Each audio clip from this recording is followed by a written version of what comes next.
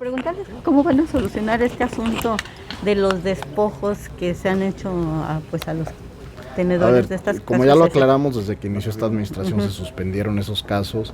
En el caso, por ejemplo, de Nayarit, como lo dije, también se emprendieron acciones judiciales, hay gente en la cárcel, etcétera. El caso sigue su curso, está en la Fiscalía General de la República. Desde luego no podemos dar detalles del caso porque se violaría el debido proceso. Estamos en espera de que se sigan cumplimentando las distintas instancias procesales y se irán dando noticias, ¿no? Pero es un caso que hemos tomado desde el inicio de este gobierno, y sobre todo hacia adelante pues son cosas que ya no se cometen, y que al revés, como lo dije, pues ya en esta administración llevamos 3.3 millones de personas que hemos apoyado con distintos programas y no se hace ningún tipo de desalojo por causas injustas, que fue la instrucción del presidente. Y ya hay elementos que les permitan pensar que alguien o algunos van a recuperar su casa después de estos desalojos que se hicieron. Bueno, desde luego eso corresponde al Poder Judicial y depende del daño. Pues, es una serie de conceptos jurídicos que tienen que ver con cuál es la teoría del daño, qué estuvo en litigio, porque desde luego atrás de esos había personas que desgraciadamente habían dejado de pagar su casa 2 o 3 años, etcétera, ¿no? Entonces es una relación compleja. Y conforme se vaya aclarando y desahogando en los procesos jurídicos, pues ya se irá determinando. Pero de acuerdo a lo que expusieron, la mayoría de estas casas pues fueron desalojadas sin previo aviso, fue de forma unilateral. No. Lo que se hizo fue demandarlas de forma masiva en juzgados de distintas entidades de la República a la que correspondía el bien. O sea, eso es lo que sucedió. Decía usted que ya no iban a funcionar o operar los despachos jurídicos, pero sigue el hostigamiento hacia los deudores.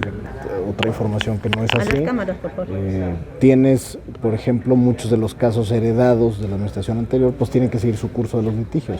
De caso contrario, de no litigar, pues podría surgir un tema de daño al patrimonio del instituto. Hay que recordar que el Infonavit lo que recupera de los créditos es un pago para los pensionados en materia de rendimiento a la cuenta de vivienda. Entonces, si bien nosotros hemos evitado hacer cualquier acción jurídica nueva de los casos del Infonavit, lo cierto es que hay cosas que ya estaban en diversos juzgados y en distintas etapas procesales. ¿A cuánto asciende la cartera vencida de que tiene el Infonavit, y también de las casas que han sido abandonadas en regiones, en comunidades donde la delincuencia organizada pues está muy presente, que muchos han abandonado precisamente por ese motivo sus casas? Bueno, en primer lugar decirles que, como ya también se ha informado, tuvimos recientemente un encuentro con medios de comunicación. Desde esta administración hemos saneado la cartera. Como saben, tuvimos también una herencia fuerte de una cartera que estaba manipulada, por así decirlo. Transparentamos la cartera a finales de 2019. Posteriormente, pues lo que nos hemos dedicado a ver es qué es lo que más afecta. Pues el índice de cartera vencida es un cociente, ¿no? Es la cartera que tiene algún saldo vencido entre la cartera total. Y eso te dice muchas cosas. Por ejemplo, escriturar un crédito es bajar un crédito, te aumenta la cartera vencida. Escriturar un crédito, fíjese. Entonces, es un tema muy complejo que lo hemos platicado en distintas ruedas de prensa, que ojalá puedan ir para tener toda la explicación completa. Pero lo que nos dimos cuenta es que la mayoría de los créditos que están en cartera vencida corresponden al esquema en salarios mínimos, de hecho el 70% de ellos. Y ahora lo que estamos invitando a la gente es a cambiar sus créditos de salarios mínimos a pesos. Actualmente está abierta la ventanilla única de conversión de salarios mínimos a pesos en mi cuenta.infonavit.org.mx. Ahí cualquier persona que tenga un crédito en salarios mínimos financiado por el Infonavit puede transformarlo a pesos, tener quitas sobre su saldo y tener sobre todo una mensualidad fija. Entonces, la cartera vencida es la que está más o menos en 13.9%, que son personas que tienen algún tipo de deuda. No es nada por demás preocupante por el instituto. ¿Por qué? Porque es un fondo que ha diversificado sus activos, que tiene inversiones en valores, etcétera. Entonces, es un fondo muy sano, afortunadamente, y lo que tenemos que fijarnos es en el cambio de conducta de las personas. La cartera vencida pues es un indicador financiero, pero nosotros no vemos a la vivienda como un asunto financiero, es un asunto de personas, de historias de crédito, y lo que invitamos es a que reconviertan sus créditos, a que los reestructuren y seguir apoyando a más personas como lo hemos hecho en esa Por ejemplo, ahora con la epidemia, ¿Cuántas personas cayeron en cartera vencida precisamente porque no tenían empleo, porque no había forma de pagar? Con el COVID apoyamos a 500,000 familias mexicanas en distintas etapas de 2020 que pudieron reestructurar su crédito, tener prórrogas sin intereses, tener, por ejemplo, en el caso de las fábricas que tenían paros técnicos. Durante la pandemia sucedió, sobre todo en las maquilas, que había paros técnicos, es decir, la fábrica no cerraba, pero tenían una reducción del salario de los trabajadores. A todos ellos se les dio también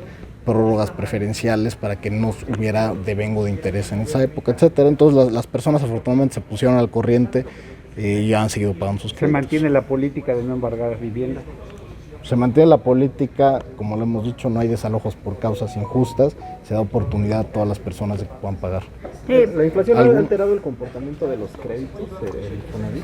Yo te diría que hay dos cosas. Uno, la inflación afecta a los créditos en salarios mínimos porque están indizados a la unidad de medida de actualización. Por eso la invitación que hacemos es que a los trabajadores conviertan sus créditos de salarios mínimos a pesos. Es un seguro contra la inflación, sobre todo previendo el alza en la UMA que se verá en enero del próximo año. Entonces es muy importante ahí que nos ayuden a difundir que los trabajadores conviertan sus créditos porque es un seguro contra la inflación. Ahora bien, en el caso del Infonavit decidimos no aumentar las tasas de interés a pesar de los aumentos en la tasa de referencia del Banco de México, y hemos establecido una política de mantener las tasas que presentamos el año pasado, en mayo de 2021, donde quien gana un salario mínimo tiene una tasa de 1.9%, mientras que quien tiene más de 25 o más de salario tiene una tasa de interés de 10.45% como máxima del Infonavit. Entonces este esquema de tasas progresivas que benefician a quien menos tiene se va a mantener a lo largo de la inflación, de la administración.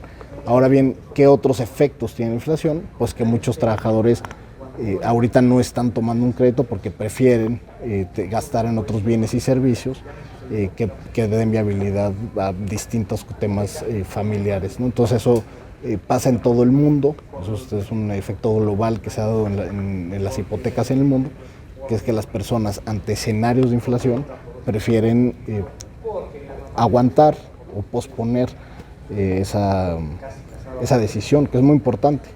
¿Y cuál es la demanda y la oferta en cuanto a vivienda para los trabajadores?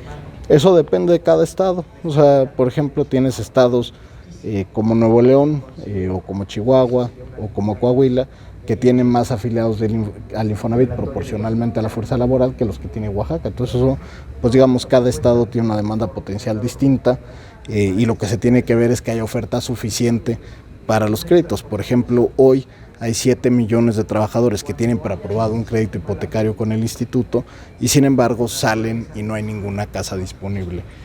¿Por qué? Porque no se está construyendo. Eso es otro de los efectos de la inflación, por ejemplo, ¿no? Hay un encarecimiento en los materiales que muchos constructores de vivienda han pospuesto también sus inversiones, etcétera. Entonces, del lado del Infonavit, la demanda está ahí, es un derecho laboral, un derecho de todos los trabajadores del sector privado que cotizan en el instituto, y hay 7 millones de personas que ya tienen para aprobado un crédito. Yo te quiero preguntar en torno a estas denuncias que ha habido de acoso por parte de despachos ajenos al Infonavit y que están presionando a los trabajadores para que soliciten un crédito.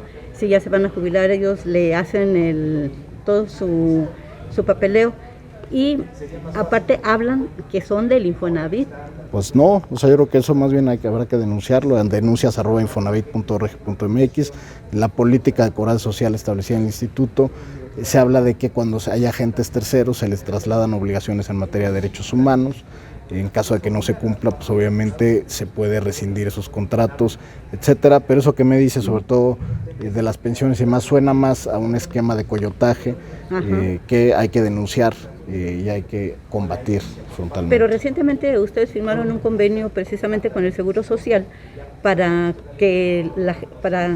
alertar a las personas que están a punto de jubilarse o de pensionarse para que no caigan en estos... Pues porque es un trámite gratuito, es un trámite que tienen derecho todas las personas que cotizaron en el instituto. Todos tienen derecho a que si no utilizaron su cuenta de vivienda para un crédito, pueden obtener la devolución, ya sea a través de una negativa de pensión, en caso de que no hayan complementado las semanas necesarias dentro del régimen que les corresponda, ya sea el régimen 73 o el régimen posterior, o cuando tienen una jubilación se les devuelve el dinero correspondiente al instituto con los intereses correspondientes, ¿no? Entonces el Infonavit es un complemento a la pensión, es un trámite gratuito.